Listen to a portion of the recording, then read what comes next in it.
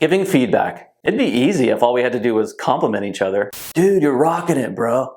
Oh yeah, all the claps and snaps, my man. All the claps and snaps. Ooh, yeah, we need to talk about how you're crushing it. But this is real life, and you're bound to come across at least one instance where you'll need to tell an employee or a colleague that they're having a negative impact. So how do you have that conversation? Hi, I'm Glenn Taylor with Skybound Coaching and Training, and in this video, we'll look at 5 tips for delivering difficult feedback. But first, remember to hit the like button and subscribe to our YouTube channel to stay up to date with all the latest content. Good leadership is about knowing how to bring out the best in others, even those who aren't quite hitting the mark. Here are a few things to keep in mind when delivering constructive criticism. Tip number 1, know how you'll begin. It feels awkward to bring up a touchy topic, right? I mean, how do you even start that type of conversation? First off, pick the right moment. And this seems like a no-brainer, guys, but don't do it over text.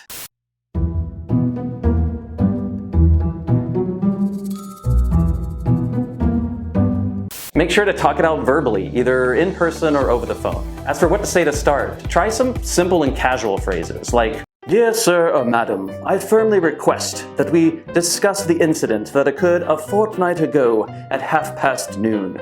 Okay, obviously not that. Try something actually simple like, "Hey, can I share something with you?" Tip number 2, mention a specific situation. The next few tips come from the Center for Creative Leadership's SBI feedback model, which means Situation Behavior Impact. So check it out if you want to learn more. This tip is about tying your feedback to a specific situation. If you've ever received vague feedback, then you know how confusing and not helpful it is. So remember that time when you did that thing? Or was it another time? Or was it even you? So when sharing a concern, make sure you talk about a specific scenario. Tip number 3, share observations. Getting negative feedback can put someone on the defensive, especially if what you say to them includes assumptions about their intentions.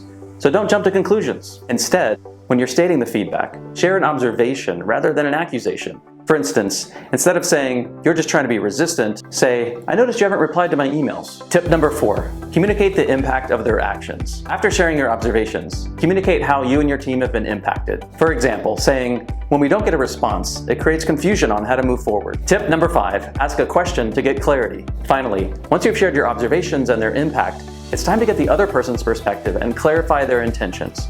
Open-ended questions are the best way to do this. The most powerful ones start with what and how.